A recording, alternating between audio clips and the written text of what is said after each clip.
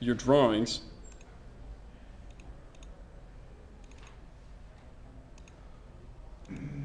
Okay, so let's turn off my recovery manager. Okay, so ideally you have a set of drawings that are like orthographically aligned with each other. So I have my elevations.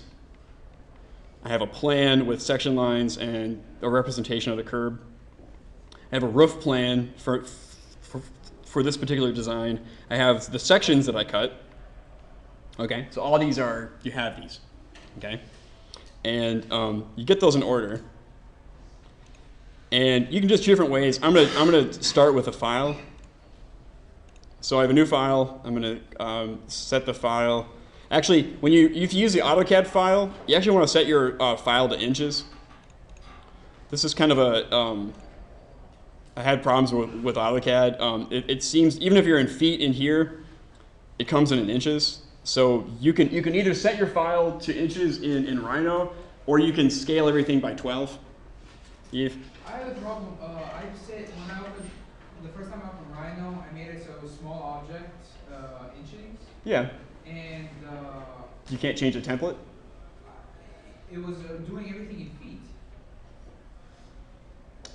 I think that just sets the world scale. I mean, you can still type in inches and feet into the command, but I think what that has more to do with is just the scale of the of like the coordinate plane and what your dimensions come out in. Can you change the template? Yeah, you can change it. Every time you make a new file, it asks you for a new template. I'm saying in a project like in our kiosk that we have now, can we change that to large? Did I get messed up? I put like When you insert the objects, you can rescale them. You can scale them by 0.08, 3333, or by 12. We can also change the world scale. You can change the world scale. Yeah, you can also do that. If you go into units and you change the world scale, it will actually.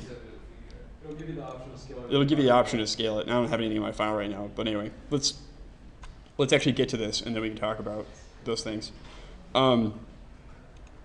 So you can. I'm gonna insert my AutoCAD file.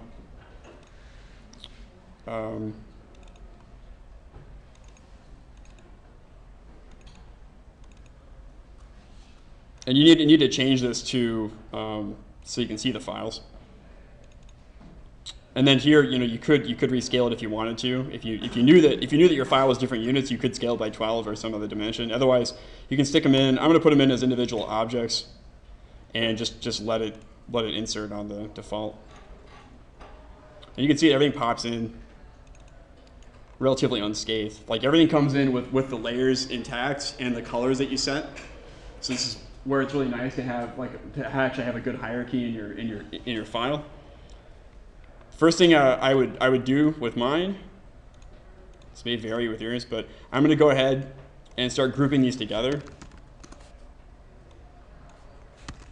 And that's going to allow me to keep them as just kind of one object. Okay. The layers will still be different, and that's kind of okay because it helps me read these. But I would group all of your orthographic drawings first. Then what we're going to do is we're going to assemble a scaffold, okay? And the scaffold starts, in my case, with the plan. That's my key drawing, okay? So I'm going to take my key drawing, my plan, and lock it. That way I don't accidentally select it. That's always a thing. You don't want things to like accidentally be selected or move off each other, okay? Then I'm going to take my elevation at first, and this elevation appears to be, I want to say it's yeah, it's looking through here, so I want to say it's this one right here. So I pick it, I can say move, and I have my snaps. And if you don't have snaps on, you can go to Object Snap and then turn on Persistent No Snap dialog. I'm going to use Endpoint Snaps. I'm going to use Project. And what Project does is it projects whatever you're snapping to the coordinate plane. And it doesn't, everything's flat, but just for extra insurance, I'm going to do that. And that's going to make sure that everything I'm selecting is at Z0 if I'm in top view. And that, we'll talk about that in a second. So I'm going to take this endpoint that I know that this column is this column. okay, and line that up. And this is actually where you find out how good your CAD drawings are, because if things need to align in 3D, right? If you drew them in 2D correctly, everything's proportioned, everything's actually projected, everything will align in 3D. You'll probably not find that to be the case. It just happens. In this case, they're perfect, because Brian Shields made them. So, okay, so I've got that thing, and I've got it's in 2D laying on it. What I need to do is prop it up. Okay, I need to rotate it in three dimensions. So do rotate 3D, and you draw an axis. So imagine it's on like a wheel. It's got like a hinge, right? You're going to draw the hinge, and then that's what's going to tell the computer how to rotate it in 3D. Okay, so I'm going to draw my hinge. So my hinge starts here, and I hold Shift, and I create. And you can stop anywhere you want, but I'm just exaggerating for effect. That's my hinge, okay? It's an imaginary line. Then you give it the first reference angle. And here, again, since it's already, I've identified this as my plane of rotation. If I hold Shift, it's going to allow me, so that's the plane that I'm starting in when I hold Shift.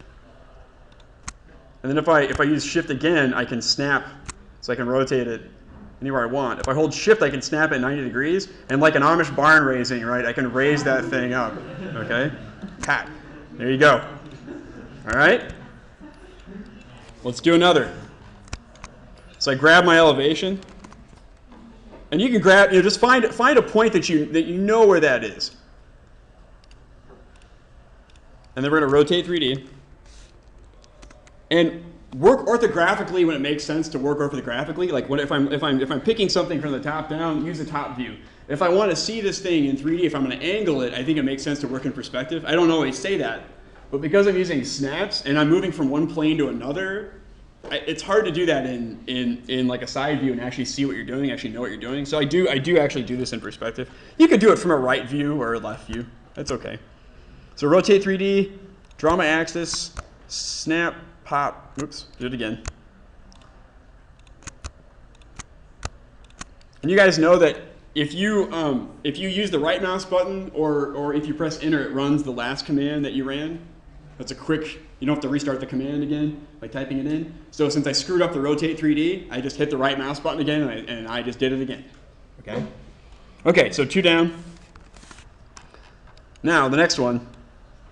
So here, this is something that you guys that happens to you guys sometimes. I've heard is that say you're trying to draw a line from something to something else, and you think you're drawing like a line in 2D, and you end up with something like that, right? Chronic problem. Okay. That's because again we have things in 3 dimensions, and when you're in top view, the computer is trying to sort out like what you're trying to pick. And that pink line, the first point in the top view is up here, and then the second one's down here. And it's going to give you the first point, right? The laser's going to point at this one first, and then at this one, okay? So to avoid that, you want to use project. That's actually where that comes in handy. So if I use project here, and I draw that same line, should actually be on the same. That's flat. Okay. Now, you're like, well, I wanted it like up there. You could move it up there once you actually have the line you want. Move it in 3D like up, or if you're really extra careful, I guess you could snap from, your one line to another. But you're gonna have a hard time doing that in top view without not getting the right point. Okay. So just be aware of 3D when you're doing this stuff. Work orthographically whenever possible, and that's what that little, that's what this means actually here. That means whenever I'm selecting, throw it all the way down to 0, okay? Or like whatever the plane is. If I'm looking at the right side, it's going to be wherever the coordinate plane is. It would be here. It'd be where that like green line is. Okay? It is kind of useful. That's why that happens. Okay, and that's why I'm actually going to do, I'm just going to use project. Moving my roof plan into position. So I'm going to grab my snap and snap it here. And it's going to be on the ground. So then I can go in and I can say move. And you guys have probably seen this before. point to move from, vertical no, vertical yes. And then I click where it starts from, and then I can click any point on that line. Actually, I turned project off, sorry. Yeah, there you go. So if I don't have like project on, now I can snap to that Z, and it's gonna pop up. So now I have my roof plan and my scaffold. Okay, so elevations and roof plan. Okay. And then with the sections, I do the same thing. Although with the sections, I actually have to rotate them first. Now all these were aligned, right? So I actually have to go in and I have to rotate. And I hold down Shift, and then I hold the other direction, so I've got that. Now, you know what you could do is just hide these, because they're going to start to get in the way, right? Like they're going to kind of get in my snap zone. So I can hide those. Then I can move this guy. And this is actually a section, right? So I want to, it's not snapping though. Because that layer's locked. It's not an endpoint, is why it's not. It's not an endpoint. I need to get I need to get like an intersection, or you don't have that thing. Near, which is the most dangerous snap there. Okay, I can do that with intersection. Don't use near snap. It's the most dangerous. That'll snap to anything, as long as you touch it. It's not good. Intersection snap. Good call, Nick. Yeah. If it's not an endpoint, it won't snap. But see, you can set snaps dynamically. Like as you're working with it, you can turn them off and on. So if you find that you're not getting the right one, you don't have to restart the command. Okay, then rotate 3D. Grab my axis. Start this way, go up that way. Okay. So you go through all your pieces and basically lay all those out for yourself. Okay, and that's going to be your scaffold for the next piece. Okay. Any questions about this process here?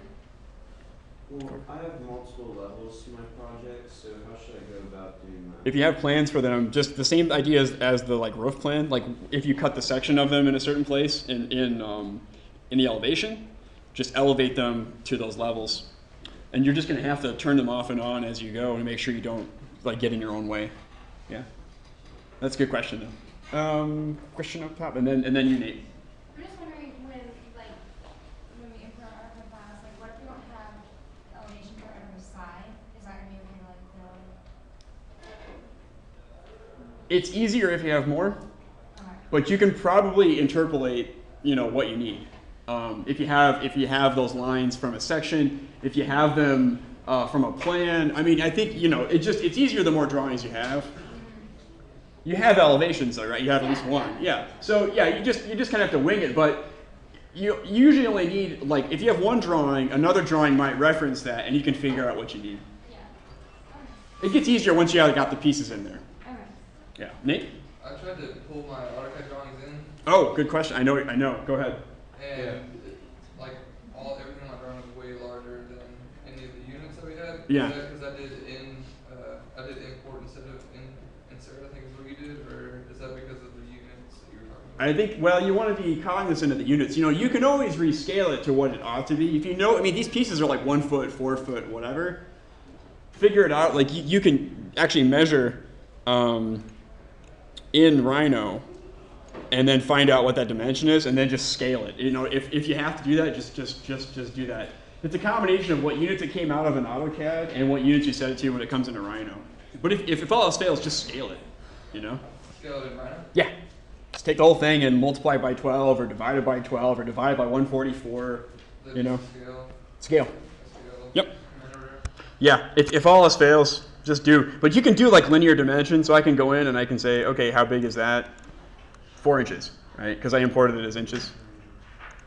So you can figure out what that's supposed to be and rescale it. Once you get the parts in, you'll know what you need it to be, because the parts started off as 1 foot, 2 foot, 4 foot, right?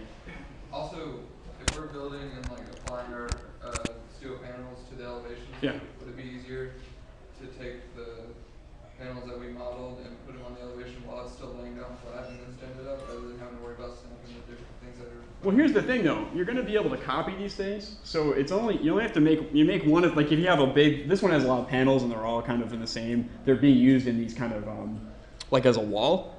If you make one and then you rotate it and you put it into position, You just copy, snap, copy, snap, copy, snap. Copy 2 at a time, copy 4 at a time. So how hard is it really? You still have to rotate, you still have to make the transformation anyway. So you could just copy them when they're already oriented. And that's a key, guys, is that since you're gonna be like repeating the same details over and over again, you're gonna be using the same columns, you're gonna be using the same kind of panels or whatever, right? Just copy and snap it to the frame you've made. It goes so quickly, okay?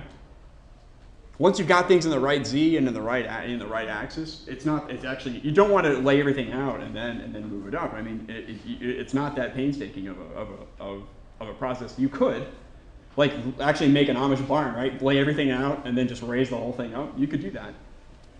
But this helps you resolve some of the intersections and things. Like, you're actually going to find as you build it, sometimes your drawings are more detailed than your models are right now. So you actually have to see how those things fit together, and you may have to change some things. A point that I was going to raise too that Nate brings up, whenever you save a file that you're going to bring into Rhino, save it as an AutoCAD 2000, AutoCAD 14 or AutoCAD 2000, save it as an old file, okay? Because the newer files have extra stuff in them, and they don't, you'll get these warnings when you open them up in Rhino, and it says like, I can't find this proxy file or something like that. That's because it doesn't take modern AutoCAD files too well. So just save it as an old version DWG. If you have problems, that's usually the cause of it. Okay, so next part, I'm going to go ahead and insert your files, and you change this to Rhino, and then I can go into my parts. And this is going to cause a problem, I'm pretty sure, but because my things are in inches and my parts are in feet, but we'll resolve it. So I've got my pieces are tiny. Okay. So these are in inches right now. Well, actually, they're labeled as inches, and these are labeled as feet. And what I could do is I could scale these by 12. See, now they're actually proportioned to these. So that's the kind of hacky thing you can do. Once everything is exactly the same, you could go in and modify the units. But if you have two things that are wildly different scales, something's got to give. You either have to shrink one or grow the other. Okay. It's just a little. I haven't ever figured out how to get it to come out of AutoCAD. Like, it really comes out. Even if you set everything up as feet, it comes out as inches. And I guess you could start these in inches and then they'd be the same, but you can just scale it. What's that? Is it okay just to work in inches in Rhino? Sure. How can you do that? Because every time I do 2.5, it's always feet. If you to do inches, you just use the 2 inches, right? So you have to always do. You have to always do that. I mean, that's what I always do anyway, just to be sure. So 2 foot is 1 hash, and 2 foot is two inches is a quote. The units, I think, have a lot more to do with again, the scale of the coordinates and the scale of when you actually put in like dimensions, like what the default is for that. So what's going to happen whenever we try to pull it into the site? Well, we'll have to look at that when we get there. I mean, this is something I might have to do some research on, but again, the main thing is just to get everything at the same size for now. We can always resolve those things. I mean, if your site's too big, rescale it. If your site's too small, scale it. It's always going to be a factor of 12. Reference scale? Yes, you can, but I mean, we know what it is. It's going to be 12, or it's going to be 1 over 12. Yeah. Okay, so parts. So I've got my parts, and what you could do is, since these are all grouped anyway, I can hide, these pieces.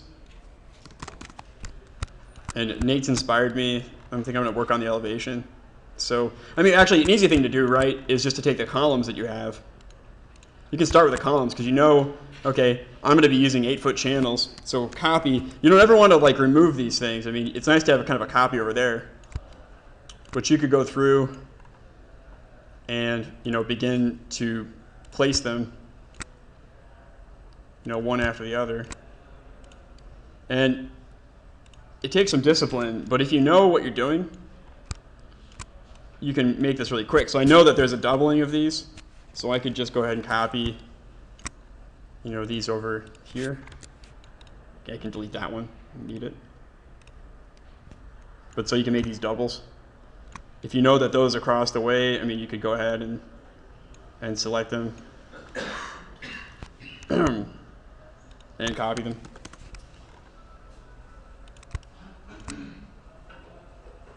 And then I could go through and, you know, like erase the ones I don't need. That's actually kind of a handy technique. So again, instead of copying each one like by one, look for the patterns in there and like the doublings and in the grid and make the copies. Monica? So after we get done with that part, like say we build a structure up like Yeah. that, we can just highlight all of it and make it as a layer. Like Yep, you're right on track. Exactly. So you would take these and select them, right? And you'd make a layer called structure. Or just layer it, we were to copy the layer. Yeah. Sure. Yeah, I mean you could layer it. If you're on the layer and you start copying, it'll go on that layer. I usually don't have the foresight to do something like that. I'm making the model. So anyway, so the column, like those vertical elements are pretty easy. And the same thing with the benches. Like you could lay the benches down, and then rotate them, copy them, and then move them up in the Z. And that's a technique. So I can take my, what are the bench members actually? 8 foot. Yeah. Take my bench piece, copy it. And see this one I want to do rotate 3D.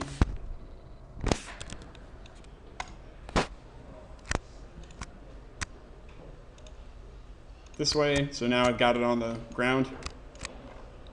And then I can go in top view and move it. I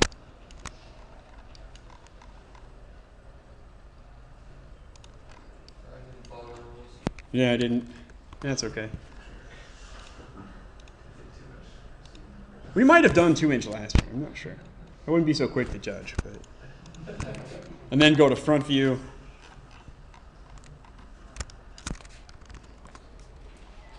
And then you can move them, you know, into position. These seem to be. Yeah, this is where you could do S-track, so you could grab this and then project it. There you go. So you can still move it even though it was on vertical now? What are you saying? Well, when you moved to set vertical just now, I thought you had to like put it on ES for it to be able to move like that. Oh, see, so I did that, and I snapped to it, and it moved it to, it snapped it over to here. Oh, so now you can copy it to the other two. Oh, there you go. Yeah, perfect. Good idea. Yeah, so I can grab these. Good. Yes. Copy. I meant to do that. But you see how if your elements are pretty repetitive, that one snapped to so that one snapped down there. So here's what you can do though is I can say move, and I can say vertical, and I click the point, and I can pick a point that's on another object that shares the vertical that I want, and it pops it up there. Okay. You guys are easily impressed. All right. Does that make up for screwing up the trim? All right. So you have to, again, think about these things in 3D space. I mean, okay, the X and the Y are different, but the Z's are the same. So if I snap to a Z, it's not going to move it around because I said I'm making the move vertically. So you can get through this stuff. It doesn't take that long actually once you have all the parts and everything. And if your drawings are pretty well coordinated, it makes it easier. When you get done with it, like Monica says, you want to have these things on layers so that you can turn things off and on. And then you're going to begin the process of diagramming these, right? And so you can use the axonometric script. You can use the isometric script. You can turn these pieces off and on. You can take chunks of them and isolate them and create smaller moments that maybe you want to examine. And that would be axonometric. I wouldn't do a perspective of that. But the idea is you pull these things apart and zoom into them, and then make 2D. And then you can begin to create these nice diagrams of these, or these nice details of these. I think some of you guys have already done this analog, but it's much, it's very fast now Okay, so pull this thing apart. You can do exploded axonometrics of it. You can do detailed axonometrics of it. Put it into your site. You can look at it, right? You can have a camera and actually have a person walking like past it or walking through your thresholds, looking at sight lines of things. So, so all those things are now fair game once you've got your model in Rhino. You can only do like an animation? What's that? You can only do like an animation of like a walk. We're going to do that on Monday. Okay. But in kind of a, I won't jump the gun. in kind of a, no, it's good, it's good. Yeah, just wait. On Monday, we're going to talk about how to do a camera progression. So you'll have a camera that stops at multiple points, and you'll get essentially like a flipbook effect. And then I'll teach you guys how to do scale figures in 3D that you can put in your model. So you can have seating and like reclining and standing people. Okay? So hold off. Can you have people run by the camera? Not in Rhino. If you like create a whole like make a big colony of people. You could. So again, this is really about analyzing the tectonic of it, looking at the way it's put together, but just really the same kinds of things we did on the Maison Forget, we're going to do with your model. Okay. Any questions about the technique? Does that seem pretty? Right. There's changes that we're gonna make. Yeah. If our drawings don't line up exactly, we need to fix that in CAD or in Rhino. I think if you make the changes to it, you can make the changes in Rhino, but then they have to come out in CAD at some point. You could still export your stuff like we did, and then use that to help you make adjustments with it. Yeah, any kind of refinements you make, you have to own from here on out. Okay, they have to come back into your drawings at some point. So just be aware of that. You'll have to talk to your instructor about that. But yeah, that's in my section, because we'll do a final presentation that incorporates the stuff from this week and the stuff from last week. Because now you can do a comprehensive view of this thing. Okay. So anyway, I'll post this video. It'll take a while to compress, so just be aware of it. But I'll have this video posted this evening. If you guys have questions, let us know. But anyway, hopefully that works for you guys. Thanks.